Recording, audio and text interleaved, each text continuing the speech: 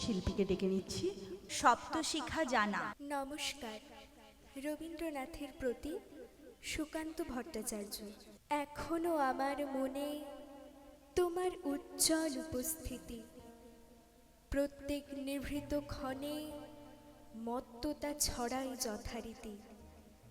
এখনো তোমার গানে সহসা উদ্বেল হয়ে উঠি, নির্ভয় উপেক্ষা করি জঠরের নিঃশব্দ ভ্রুকুটি। এখনো প্রাণীর স্তরে স্তরে তোমার দানের মাটি সোনার ফসল তুলে ধরে। এখনো স্বগত ভাবাবেগে মনের গভীর অন্ধকারে তোমার সৃষ্টিরা থাকে জেগে। তবুও ক্ষুদিত দিন ক্রমশ সাম্রাজ্য গড়ে তোলে, গোপনে লাঞ্ছিত হয়ে হানাদারে মৃত্যুর কবলে। যদিও রক্তাক্ত দিন তবু দৃপ্ত তোমার সৃষ্টিকে এখনো প্রতিষ্ঠা করি আমার মনের দিকে দিকে।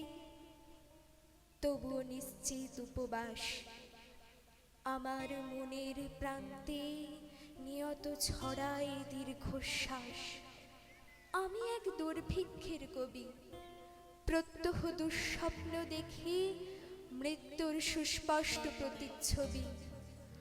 আমার বসন্ত কাটে খাদ্যের সারিতে প্রতীক্ষায়, আমার বিনিদ্র রাতে সতর্ক সাইরেন ডেকে যায়।